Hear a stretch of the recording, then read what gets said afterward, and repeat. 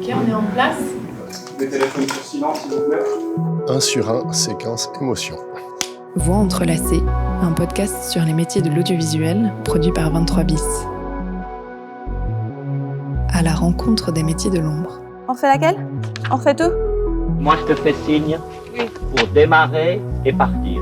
Dans le premier épisode, nous avons fait la découverte du métier d'assistante à la réalisation. On vous propose aujourd'hui de poursuivre la rencontre des métiers des plateaux de tournage. Rendre concret un projet, ça passe aussi par sa réponse visuelle, par l'espace et de ce qui le constitue. L'âme du film va être incarnée par chaque élément disposé dans le cadre. Chaque aspect du décor est pensé, c'est là où la scène va se reposer. Puisqu'une équipe de tournage est par nature hétérogène, on a choisi une approche rhizomatique pour vous les faire rencontrer. Voici donc l'épisode 2, set designer ou travailler à la déco. Je ne cherche pas l'inspiration, je ne cherche pas qu'est-ce que je pourrais faire, mais j'attends que les sujets s'imposent. Moi, c'est Margot. J'habite à Lausanne, mais je travaille principalement en Suisse romande. Je fais de la déco sur les tournages. Ça fait 2 ans et demi que je travaille dans ce milieu-là, 2 ans et demi, 3 ans. Donc c'est assez récent, mais c'est super. En tout cas, je m'amuse bien. Je m'appelle Vince, je suis set designer en Suisse romande. Je suis français. J'ai décidé de venir dans ces jolies contrées par amour. Une reconversion professionnelle est donc arrivée, une pure et dure. Il y a maintenant 5 ans, je suis devenu set designer. Avec 23 bis, on travaille régulièrement avec des chefs déco. Margot et Vince en font partie. Leur langage, c'est la composition, les couleurs, les matières et les formes.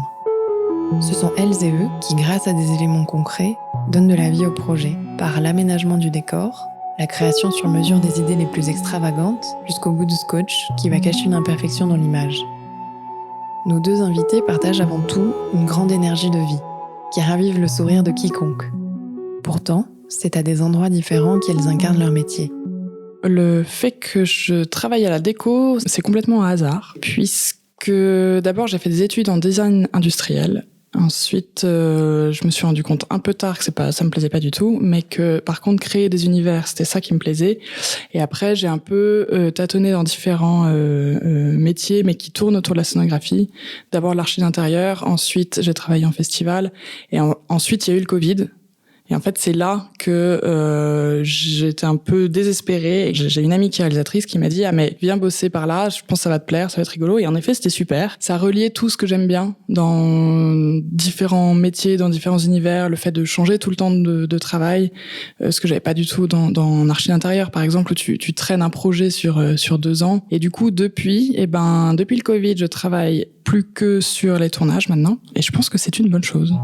J'ai un parcours très atypique. Et alors, je vais essayer de faire court. Des parents qui veulent que je fasse du droit, chose qui m'intéresse pas du tout. Je veux faire les beaux-arts, mais j'ai pas le droit de faire les beaux-arts parce que ils ont peur d'avoir un Tanguy à la maison qui peint des croûtes dans sa chambre jusqu'à l'âge de 40 ans.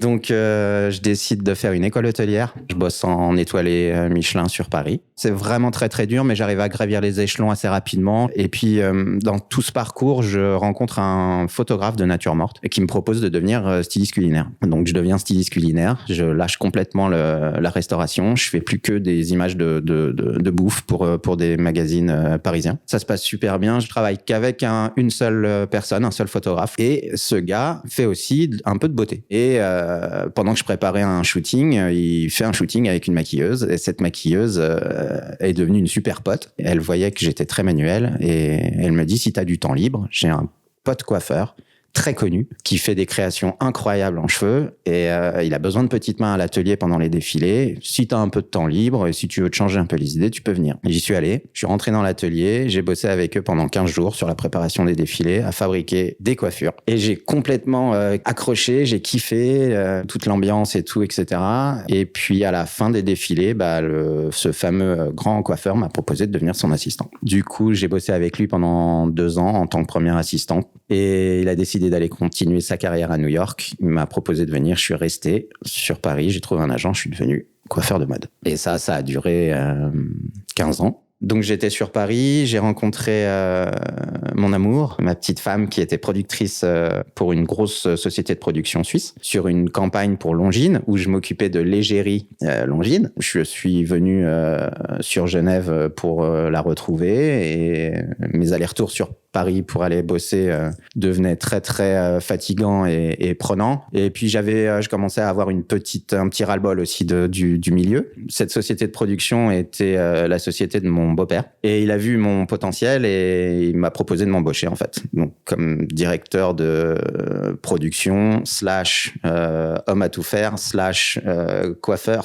/ maquilleur / styliste / set designer. Je faisais vraiment un peu de tout et il m'a mis sur un gros mandat pour Visilab où là c'était tout de suite très grosse prod.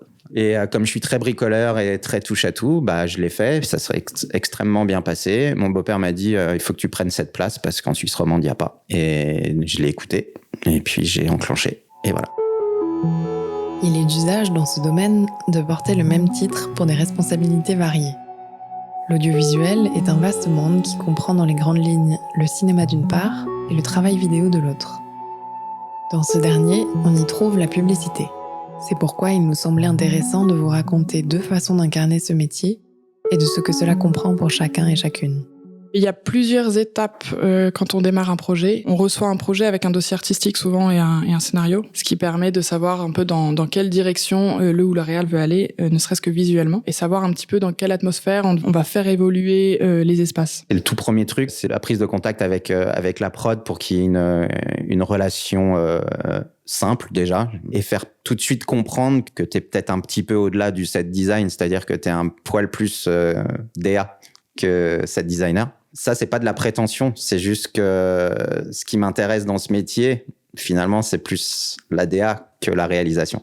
Donc, dans la première étape, t'essayes de faire comprendre ça, mais gentiment, pour pas que les gens se froissent et qu'on te prenne de trop haut. Ça déclenche la deuxième étape, qui est l'aspect créatif de la translation du mood board qu'on va t'envoyer, en essayant de soit d'étayer les idées du réal et de la prod, soit en contournant pour pouvoir proposer encore mieux. Ensuite, on est au repérage technique et là, le but, c'est d'essayer de faire coïncider les envies de tout le monde.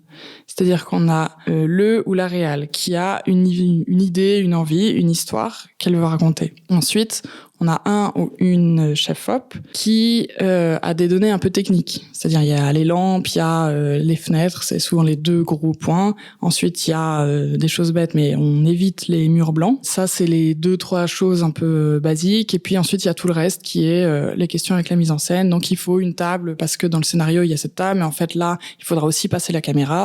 Il faudra aussi faire passer toutes les équipes, à savoir que on va bouger cette table 18 fois, donc il faut pas qu'elle soit trop lourde, il faut pas qu'il y ait trop de bordel dessus, ou s'il y en a, il faut que ça s'enlève facilement. Et donc ça, c'est essayer de joindre déjà ces 2 envies-là, donc celle du réal, celle du chef-op, dans le pratique. Et ensuite, là-dedans, le but, c'est de faire un endroit qui soit cohérent avec l'histoire. Donc par exemple, si on prend un intérieur de monsieur, madame, tout le monde, chez qui on est en train de faire, on a nos personnages, on est dans leur salon. Là, l'idée, ça va être de trouver non seulement le canapé qui est la bonne taille, la bonne forme, la bonne couleur pour le chef-op, mais aussi la bonne couleur pour la déco, qui convienne avec le personnage ou avec les personnages. Et en fait, qu'on arrive à raconter une histoire à travers toute cette déco qu'on met. Donc ça, c'est les gros mobiliers. On essaye déjà de faire quelque chose là-dedans, et ensuite il y a toute l'accessorisation qui prend beaucoup de temps et beaucoup d'énergie et qui permettent en fait, qui sont très peu vus. Donc c'est très frustrant, mais je pense qu'ils sont quand même nécessaires. Chacun travaille comme il veut, mais je trouve que c'est ça qui amène la vie, disons, qui fait qu'on essaye de raconter quelque chose à travers tout ça. Une fois qu'on a validé ça, on a la 3e étape qui est les décisions de dimension. Ça, c'est toujours très compliqué parce que malgré le fait qu'on ait des outils aujourd'hui de projection 3D, etc., je continue à dire que tant que physiquement on n'a pas les choses devant nous, on se rend pas compte, et on fait encore des erreurs à ce sujet, mais on se rend compte que cette 3e étape, elle est quand même compliquée. Et ensuite, on met tout ça en place. Et après, ça, c'est toute la prépa. Et ensuite, il y a le tournage, qui est à la déco, en tout cas très réparti, puisque la déco est toujours en décalé par rapport au tournage. On prépare les décors et ensuite, les gens viennent tourner. Enfin, l'équipe vient tourner. Ce qui veut dire qu'on est peu là, et il y a souvent un accessoiriste plateau qui vient, qui s'occupe du décor. sur place. Et après, ça dépend, mais il y a toujours une personne de la déco. Pour ma part, quand c'est mes décors, j'aime bien, moi, venir lancer les décors, me rendre compte on va voir ça plus que ça. Maintenant qu'il y a la caméra qui est posée, qu'est-ce qu'on voit pas, qu'est-ce qu'il faut enlever, qu'est-ce qu'il faut changer. Et là, il faut être rapide puisqu'on a un quart d'heure, une demi-journée tout au mieux si on a réussi à anticiper un peu. Il y a plusieurs types de décors, il y a intérieur et extérieur.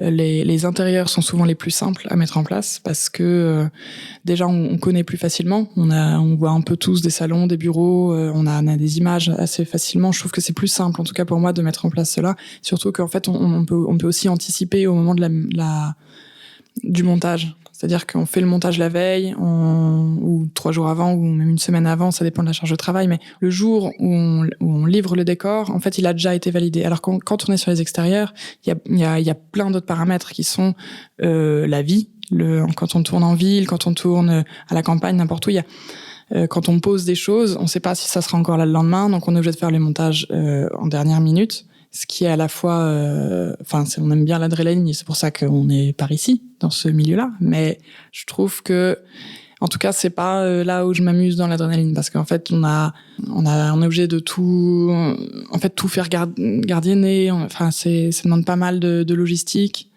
Et puis, on peut pas tout faire sur la voie publique, tout simplement aussi. Et donc, on est souvent obligé de faire avec. Changer la couleur d'un mur en intérieur, ça demande de l'énergie, du temps et des moyens, mais c'est très facilement faisable. Changer la couleur d'une façade d'un immeuble, c'est plus la même chose. Je suis pas sûre que ça soit si simple à faire. Autant que de domaines, il y a également des tailles de production variables. C'est-à-dire que toute expertise demande du travail. Cela va dépendre des possibilités de l'économie du projet. Que ce soit au niveau budgétaire ou dans les circonstances dans lesquelles il va être créé, il va se trouver dans un certain espace-temps. Il faut donc jongler et s'adapter à l'envergure du film. Pourtant, malgré cette multitude, le poste à la décoration est toujours incarné par un ou une déco. Est-ce que c'est un bon intitulé ? Alors, je suis toujours très embêtée avec cette question parce que, pour l'instant, la meilleure formulation que j'ai trouvée, c'est « je travaille à la déco » sur les tournages. Mais ça dépend qui j'ai en face. Parce que quand j'ai des personnes qui sont pas du tout dans le milieu du cinéma, je dis que je fais des décors de cinéma. Parce que ça fait un peu plus pro, je sais pas. Il y a un côté un peu plus sérieux. Parce que la déco, j'aime pas du tout. On a l'impression qu'on bouge 3 vases et que c'est réglé. Et c'est très énervant. L'intitulé, c'est... ça dépend en fait des postes. Parce que je change. Parfois, je suis assistante. Parfois, je suis chef. J'ai encore jamais été accessoiriste, mais j'aimerais bien un moment. Comme en Suisse, on peut se permettre de changer de poste un peu tout le temps. Je donne pas, c'est volontaire de pas donner la dénomination exacte de mon métier. J'utilise ce terme set designer depuis le début de notre échange. C'est peut-être aussi une espèce de déformation parce que quand on est coiffeur de mode, on dit jamais coiffeur de mode ou coiffeur studio, on dit hairstylist. Voilà. Donc set designer pour moi c'est un peu le pendant de hairstylist. Et set designer c'est décorateur, mais décorateur c'est que ce soit en France ou en Suisse c'est encore pire je crois, c'est décorateur dans l'audiovisuel. Voilà, je trouve ça moche. Je sais pas, décorateur, oui, t'es obligé de préciser que c'est dans l'audiovisuel. Et quand je décris mon métier aux gens que je rencontre et qui connaissent pas, je suis obligé de dire décorateur dans l'audiovisuel. Je trouve que set designer, c'est beaucoup plus parlant. Comme souvent, les termes anglais sont souvent beaucoup plus parlants, ont beaucoup plus d'impact tout de suite. Set designer, c'est tu fabriques un set. Voilà, c'est aussi simple que ça.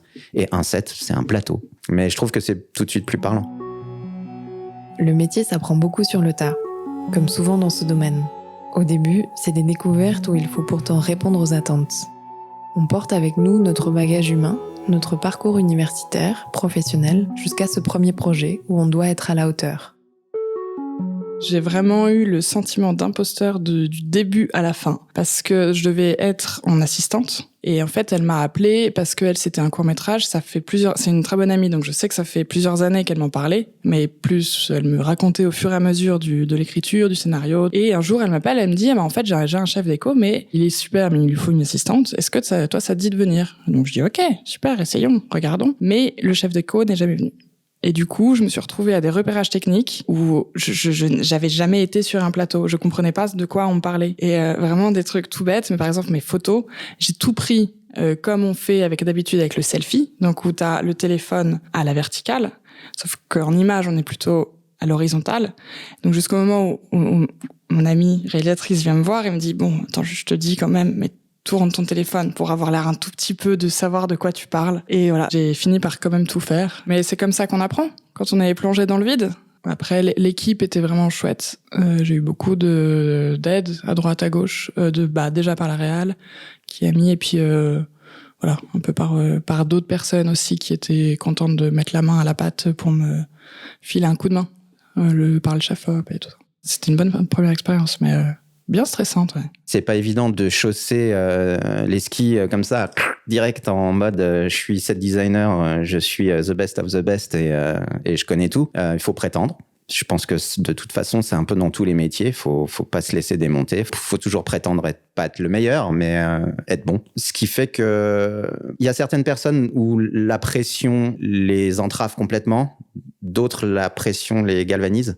Je fais partie un peu de la deuxième section, je pense. C'est-à-dire que je dis jamais non, j'y arriverai pas.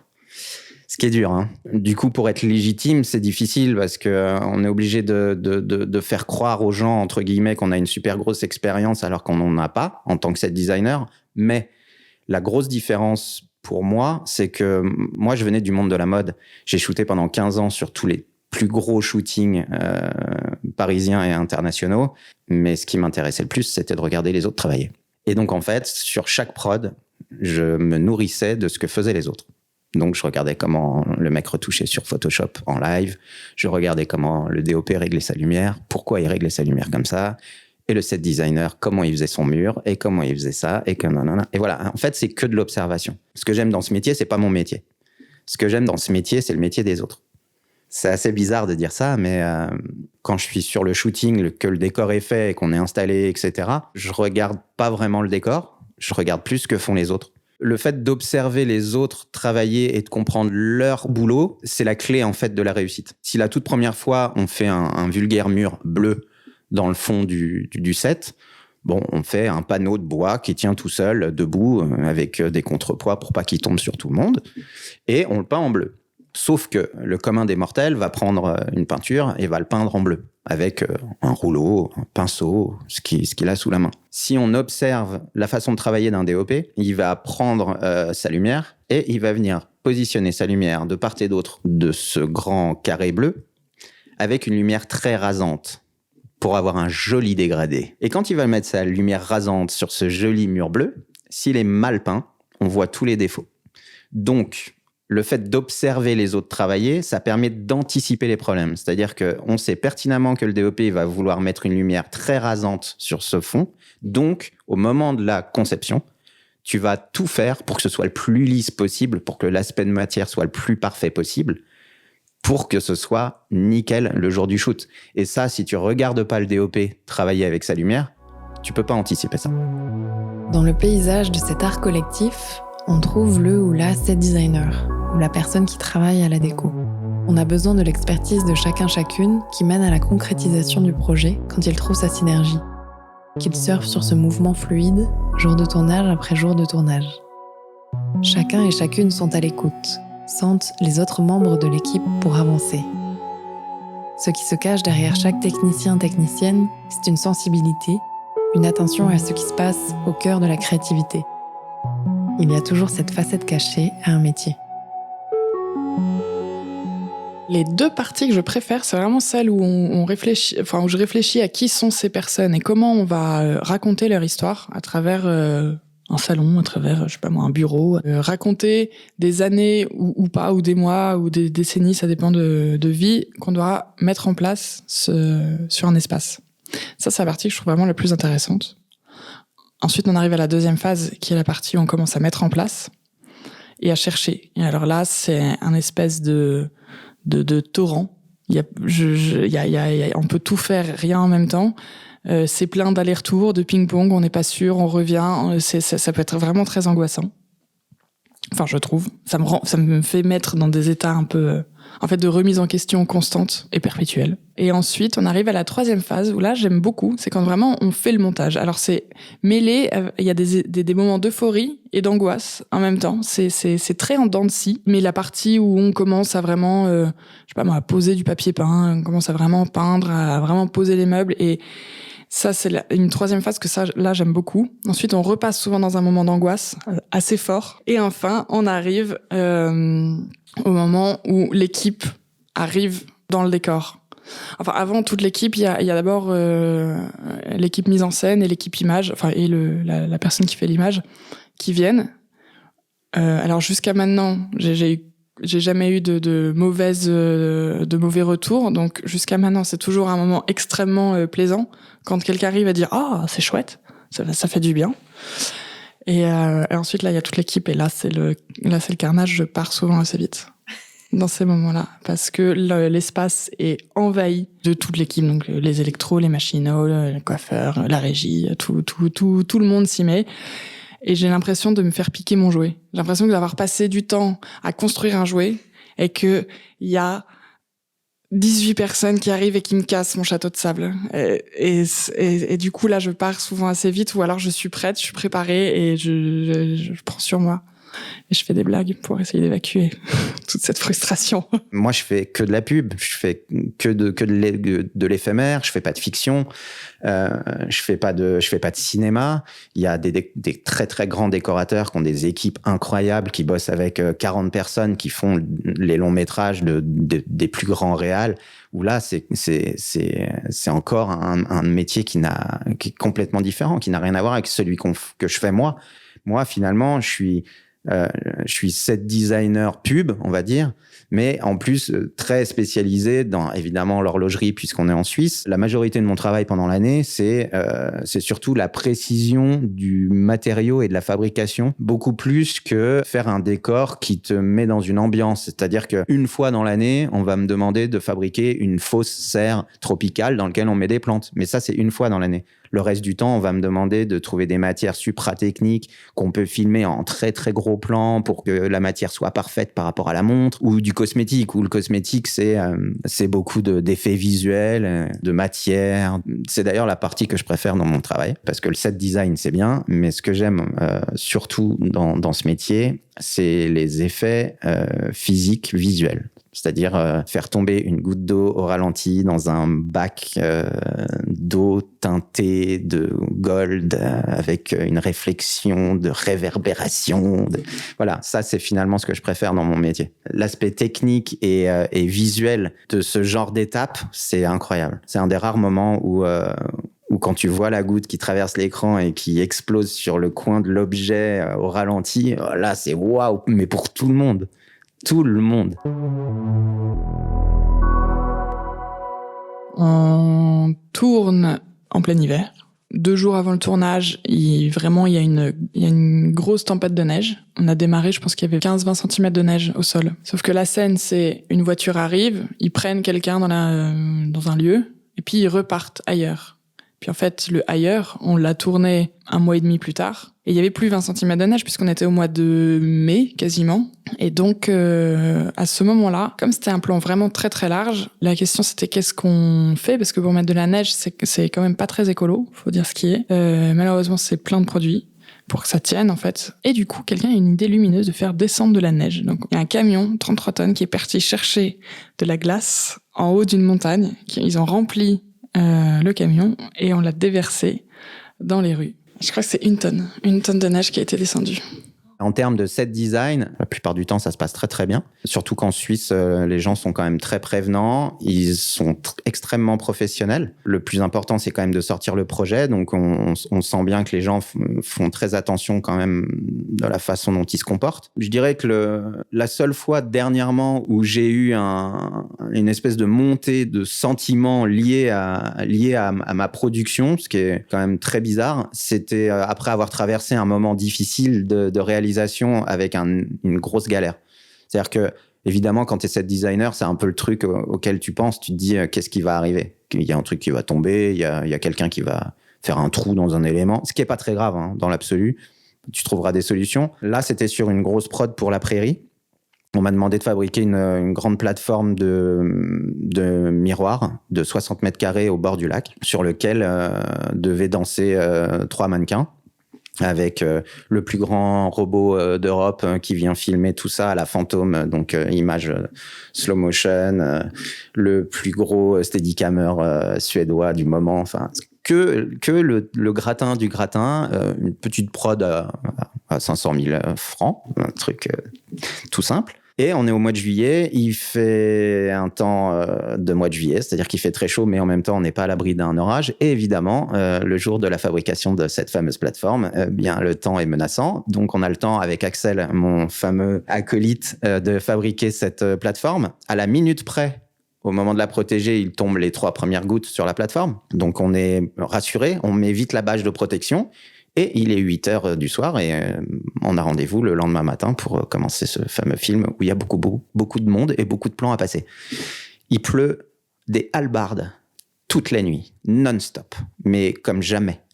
Et moi, je pense à la plateforme qui est là-dessous. Le lendemain matin, il pleut tellement que la production décide de décaler de 2 heures le call time, en sachant que peut-être qu'on va même annuler la journée, tellement il fait un temps de chien.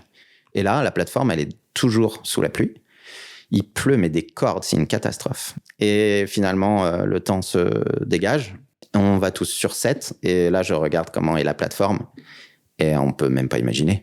C'est-à-dire qu'on est plutôt sur un décor de fin de festival qu'un début de festival. On a les pieds dans la gadoue. On a une matière super technique qui est du plexi-miroir, super réfléchissant, hyper délicat. La plateforme est trempée. L'herbe sous la plateforme est trempée. Mais on attend parce qu'on fait d'autres plans de SFX, de gouttes qui tombent dans des bacs d'eau, enfin des trucs super techniques et tout. Donc on laisse complètement de côté cette énorme plateforme. Et il commence à faire très chaud. Il chauffe et il fait grand soleil. Et d'un seul coup, vers midi, je me dis, je vais quand même aller checker cette plateforme. Et je soulève la bâche. Et sous la bâche, tout est défoncé. C'est une horreur. Et là, franchement, c'était panique à bord. Grosse panique à bord. Donc j'ai tout débâché et là, branle-bas de combat, la prod dit on va chercher du scotch, des machins. Et tout le monde était en stress et je voyais en fait que la prod était en train de se planter à cause de ça. Je suis monté en chaussettes sur cette grande plateforme en plein soleil. Il faisait une chaleur d'un seul coup incroyable. C'était insupportable. Ça me brûlait les pieds, ça me brûlait le visage. C'était dingue. Et en fait, j'ai réfléchi, je me suis dit, il y a aucune possibilité de décoller toutes ces plaques, on va tout casser, on va tout abîmer, c'est impossible.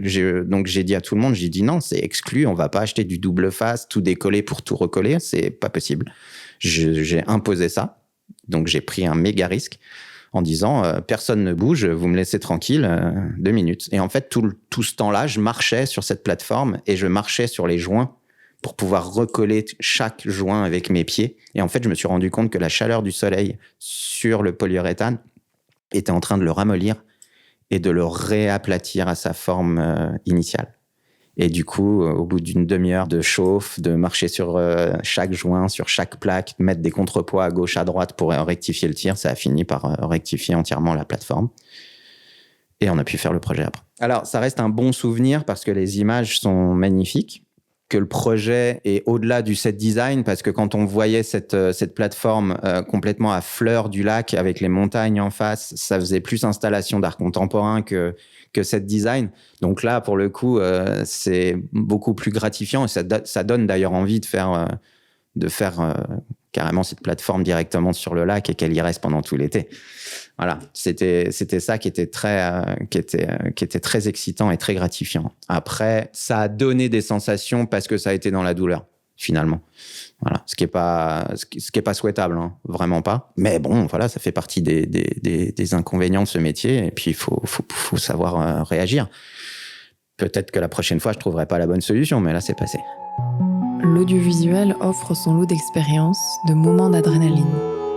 Il faut apprendre à bien tomber et surtout à bien rebondir. Il y a une solution pour toute situation. Ça forge, autant pour la vie que pour sauver des projets. On retrouve des perles dans ces équipes. Les débrouillardes, les inventifs, les bricoleuses, les maniaques et les ingénieuses. Ce qui permet de tenir, c'est la bonne humeur.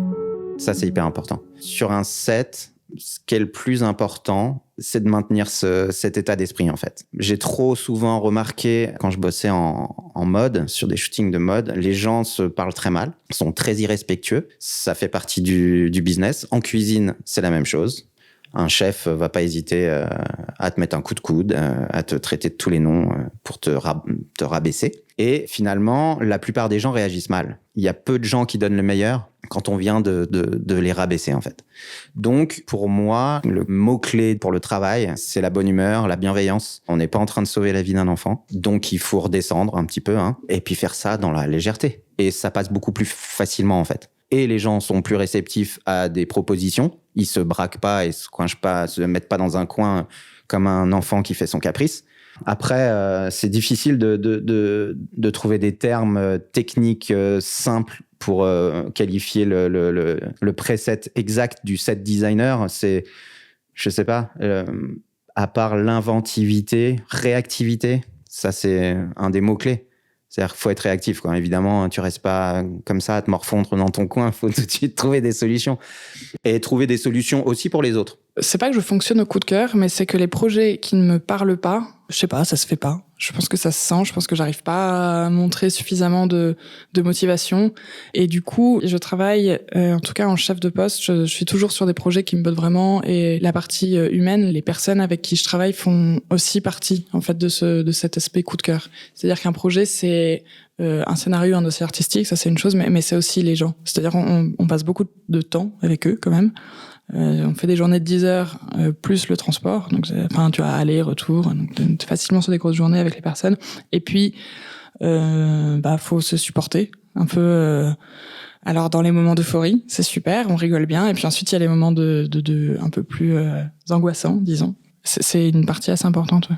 Maintenant qu'il y a des projets qui m'intéressent, je continuerai à travailler dessus. En fin de réalisation, ce que je trouve agréable, c'est que tout se soit bien passé et qu'on ait réussi à mettre en place le projet qu'on avait imaginé. Ça, c'est ce qui est le plus gratifiant. En termes de déco, on passe très vite à autre chose. C'est-à-dire que on attend le prochain projet et s'investir dedans. Et puis voilà. Après, je sais pas si je ferai ça toute ma vie. Je crois pas. Parce que, voilà, comme vous avez pu le comprendre, j'aime le changement, j'aime l'évolution, j'aime la prise de risque. Je continue à faire mon bonhomme de chemin dans ces réalisations. Tant que ça m'excite, je le fais. Si ça peut déboucher à quelque chose d'autre, je le ferai aussi. Pour faire de la déco, je pense qu'il faut oser faire des choses. J'ai l'impression qu'on ne sera jamais trop, en fait. C'était Voix entrelacées, un podcast de 23 bis réalisé par Mathilde Nou. Merci à Margot et Vince pour leur partage pétillant. À vous pour votre écoute et votre soutien. Et mille merci à l'équipe précieuse qui s'investit sur ce podcast. Lorenzo Monti pour avoir couvé l'idée à mes côtés et sa participation artistique. À Julie Pelé pour la clarté du montage et notre duo. À Cyril Jonin pour l'aiguillage artistique et Cédric Ecli pour l'aiguillage technique. À Richard Hamann pour le mixage en douceur. À Fanny Geyser pour la création graphique. Mathilde Traversier pour sa traduction visuelle et Alice Poma pour sa belle mise en forme, à Steve Weishaupt pour sa vision de diffusion et à Gabriel Sorer pour sa bienveillance de producteur.